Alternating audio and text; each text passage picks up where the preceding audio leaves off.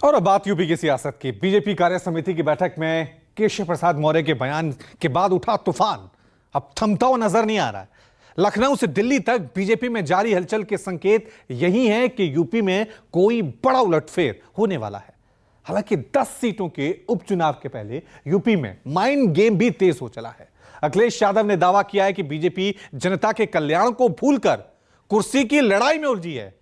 लेकिन सबसे बड़ा सवाल यही है, क्या सीएम योगी की कुर्सी सेफ है?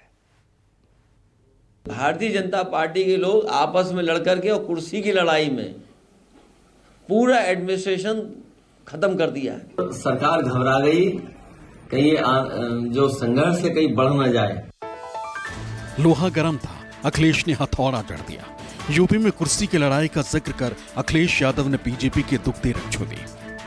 नतीजा वही हुआ जिस बीजेपी की टोली इशारों में अपने नेता और मुख्यमंत्री योगी आदित्यनाथ को निशाना बना रही थी, सरकार पर संगठन को भारी बता रही थी, बुलडोजर एक्शन को यूपी में पार्टी की हार की वजह बता रही थी, वो पूरी की पूरी टोली अखिलेश की तरफ मुड़ गई। हालांकि मीडिया से मुखातिब होने से पहले अखिलेश यादव ने अल सुबह ही सोशल मीडिया पर एक पोस्ट लिखा जिसका मजमून भी यूपी में कुर्सी की लड़ाई ही थी। सोशल मीडिया प्लेटफॉर्म एक्स पर अखिलेश यादव ने लिखा, भाजपा की कुर्सी की लड़ाई की गर्मी में उत्तर प्रदेश में शासन प्रशासन ठंडे बस्ते में चला गया है। तोड़फोड़ की राजनीति का जो काम भाजपा दूसरे दलों में करती थी, अब वही काम वो अपने दल के अंदर कर रही। इसलिए भाजपा अंदरूनी झगड़ों के दलदल में धंसती जा रही। जनता के बारे में सोचने वाला भाजपा में कोई नहीं। दरअसल लोकसभा चुनाव में इंडिया गठबंधन ने यूपी में जो उलटफेर किया है उससे पूरी बीजेपी सकते में। बीजेपी और एनडीए के दूसरे घटक दलों के नेता भी हार का ठीकरा योगी आदित्यनाथ पर ही फोड़ रहे हैं। कोई बुलडोजर एक्शन को नुकसान की वजह बता रहा है तो कोई संविधान और आरक्षण को लेकर इंडिया गठबंधन पर झूठ फैलाने का आरोप लगा रहा है। लेकिन सबके निशाने पर सीएम योगी आदित्यनाथ ही नजर आ रहे हैं। अब यूपी बीजेपी के अध्यक्ष भूपेंद्र चौधरी ने भी अपनी रिपोर्ट में प्रशासन से सहयोग नहीं मिलने की बात कही। ये भी दावा किया है कि नौकरशाही ने इंडिया गठबंधन का साथ दिया। समाजवादी पार्टी और कांग्रेस पार्टी जैसे परिवारवादी लोग, जातिवादी लोग भ्रम में अफवाह फैलाकर प्रदेश की जनता को जातीय आंकड़ों में बदलने का प्रयास किया और अल्पसंख्यक मतदाताओं का विभेदन करके उनका वोट लेने का प्रयास कांग्रेस और सपा ने एक नया एजेंडा तलाश किया, जिसमें उन्हें थोड़ी बहुत सफलता भी मिली। सवाल है कि अगर मुख्यमंत्री योगी आदित्यनाथ हैं तो फिर प्रशासन किसके हाथ में है? लेकिन घर के झगड़े पर जब अखिलेश ने ताना कसा तो जवाब आना ही था। संगठन को सरकार से बड़ा बताने वाले केशव मौर्य ने अखिलेश यादव पर पलटवार किया। सोशल मीडिया प्लेटफॉर्म एक्स पर केशव मौर्य ने लिखा, सपा बहादुर श्री अखिलेश यादव जी, भाजपा की देश और प्रदेश दोनों जगह मजबूत संगठन और सरकार है। सपा का पीडीए धोखा है। यूपी में सपा के गुंडा राज की वापसी असंभव है। भाजपा 2027 विधानसभा चुनाव में 2017 दोहराएगी। लोकसभा चुनाव में इंडिया गठबंधन को जितने वोट मिले हैं, अगर विधानसभा चुनाव में भी उसी पैटर्न पर वोटिंग हुई तो 2027 के विधानसभा चुनाव में बीजेपी सरकार की विदाई तय। यही वजह है कि बीजेपी अभी से ही इसकी तैयारी में जुट गई। लेकिन अंदर खाने से जो बयानबाजियां हो रही हैं, उससे ऐसा बिल्कुल नहीं लगता कि बीजेपी में सब कुछ ठीक है। इसी हफ्ते जौनपुर से बीजेपी के एक विधायक ने भी ये कबूल किया था कि पीडीए का नारा यूपी के पिछड़ों दलितों में रच बस गया और अगर हालात ऐसे ही रहे तो 2027 में साइकिल की सत्ता में वापसी होना तय। इसके 2 दिन बाद ही लखनऊ में बीजेपी कार्य समिति की बैठक हुई और केशव मौर्य ने संगठन को सरकार से बड़ा बताकर बीजेपी में चल रही खींचतान का सबूत दे दिया।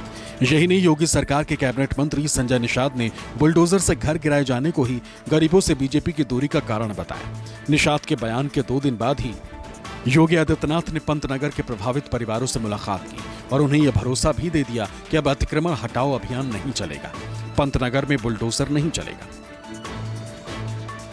लेकिन अखिलेश यादव ने इस फैसले को भी योगी सरकार की कमजोरी बता दिया। जो पहले जिन लोगों का घर उजाड़ा था, ये सरकार मजबूत होती तो इनका भी उजाड़ देती घर। तो किसने फैसला लिया था घरों को हटाने का? कौन लोग थे? क्या मुख्यमंत्री खुद थे? तो अब तो मुख्यमंत्री कहते हैं कि हम नहीं थे, अधिकारी थे। सरकार खुद फैसला ले रही थी और फिर उस सरकार से क्या उम्मीद करोगे जिस सरकार ने सबसे देश का सबसे अच्छा रिवर फ्रंट खराब किया हो। बीजेपी पर हमले का मूड बनाकर मीडिया के सामने आए अखिलेश यादव ने योगी सरकार पर भ्रष्टाचार का भी इल्जाम जड़ दिया। दावा ये कि खुद सीएम योगी आदित्यनाथ ने भी इसे स्वीकार कर लिया। कुर्सी की लड़ाई में जनता बहुत परेशान है। आप सोचिए, खबर ये आ रही है कि महिला ने अपने ऊपर जिंदा आग लगा करके जान दे दी। एक महिला अपना न्याय मांगने गई और उसने आत्मदाह कर दिया और था नहीं मर। पुलिस वहां थी, प्रशासन क्या कर रहा था वहां पर? और इनके विधायक खुद आरोप लगा रहे हैं और मुख्यमंत्री खुद स्वीकार कर रहे हैं, दलाली हो रही है।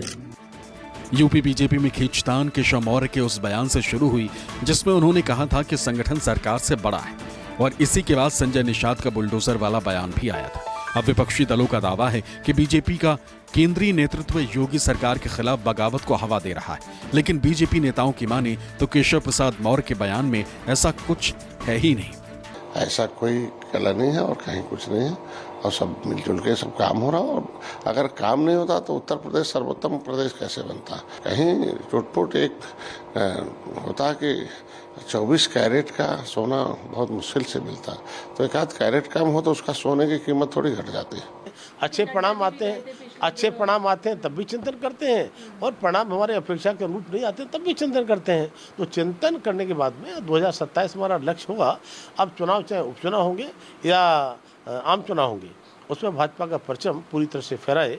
और जहाँ तक अखिलेश यादव की समाजवादी पार्टी का सवाल है, तब मैं कहना चाहता हूँ कि ये पार्टी, इसका नाम तो समाजवादी है, लेकिन पार्टी पूरी तरह से परिवारवादी है। कि संगठन तो संगठन पूरे विश्व में सब लोगों को पता है, ये सबसे बड़ा संगठन है। 19 करोड़ के कार्यकर्ता हैं।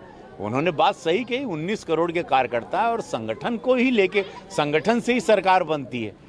तो इसको हम लोग प्रणाम करते हैं। हम लोग तो पूरे संगठन की हमारी यही प्रधानमंत्री मोदी जी कहते हैं, यही पूज्य महाराज जी ने भी अपने भाषण में कहा, ये राष्ट्रीय अध्यक्ष जी अमित शाह जी भी यही कहते हैं। तो संगठन को तो हम लोग संगठन की वजह से ही खड़े हैं। बीजेपी के अंदर रिजेंटमेंट तो है, इसमें तो कोई कहने की बात नहीं। यूपी का हर आदमी इसको महसूस कर रहा है। ये सही बात है कि संगठन हमेशा सरकार से बड़ा ही होता है, ठीक है। लेकिन अब ये है कि जो सरकार के मुखिया है उनको भी संगठन के लोगों की सुननी चाहिए। तो ये एक हर पार्टी के लिए है। लखनऊ से दिल्ली तक बीजेपी में जारी हलचल का इशारा यही है कि यूपी सरकार में कोई बड़ा फेरबदल होने वाला है, लेकिन अगर ऐसा कुछ होगा भी तो वो 10 सीटों के उपचुनाव के बाद ही होगा। अशोक तिवारी, लखनऊ, न्यूज़ 24।